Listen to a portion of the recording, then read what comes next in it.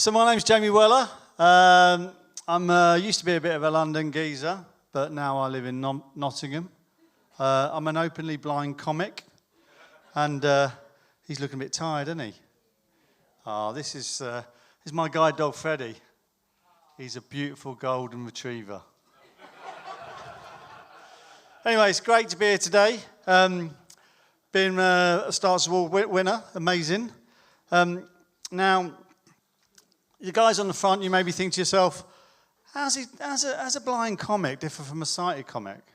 Well, all I can say is that those on the front row, if you want to go for a piss, you can go, because I'm not going to see you. Now, I always get asked two questions. The first one I get, how long have you been blind, mate? Have you always been blind? Second one is, oi, mate, what are you doing in here? This is a ladies' toilet. Now, I've been blind for a few years now, and I lost my sight while I was serving in the Royal Navy. But it's those simple things in life that I miss. You know, it's about, you know, putting toothpaste onto a toothbrush. How do you do that?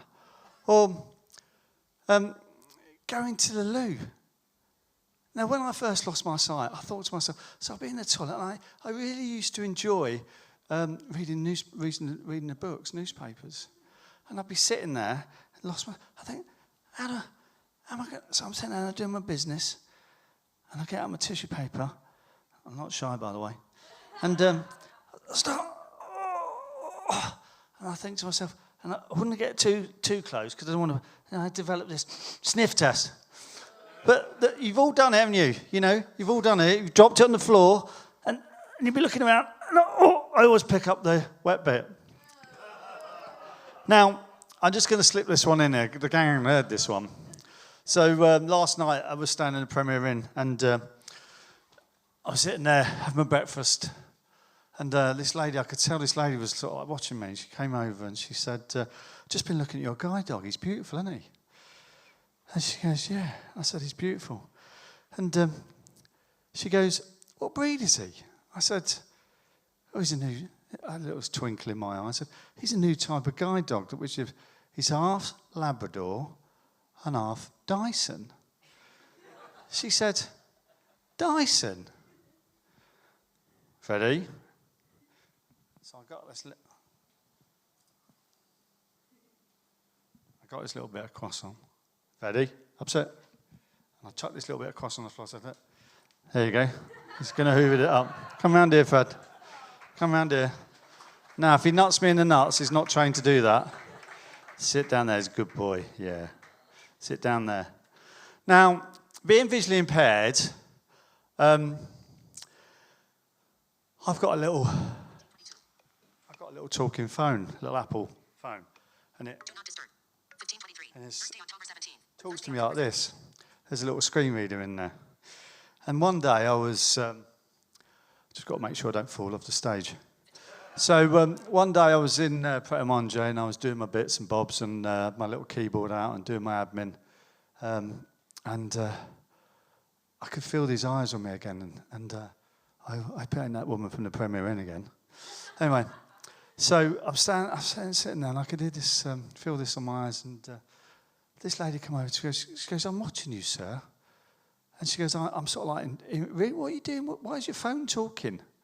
So I said, well, I'm visually impaired, and I told her all about it. I mean, I had a guide dog there. I thought, well, anyway. So she says, and I could tell the brains were ticking over, and she was sort of like wanting to ask me more questions and more. And then she said to me, do you work? And I had this little twinkle in my eye. I said, yeah, I do. And I said, I work for British Airways. She said, British Airways? She said, yeah. I said, yeah. She goes, wow, what do you do for British Airways? And I said, well, I'm going to be the first blind British Airways pilot. She said, no, you're having a laugh. And I said, no.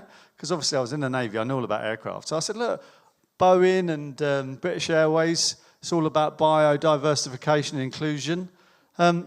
We're developing this new cockpit. And it's a fully accessible cockpit. All the displays are going to be talking like my phone, and they're going to have little braille bits on. And She said, that's amazing. I said, yeah, I was all deadpan like. She says, that's amazing. I said, yeah.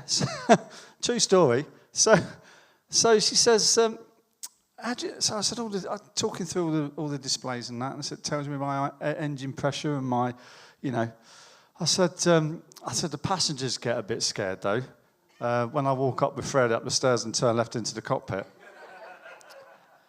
And then she goes, how do you navigate? I said, well, that's easy. You've heard of Amazon Alexa, haven't you?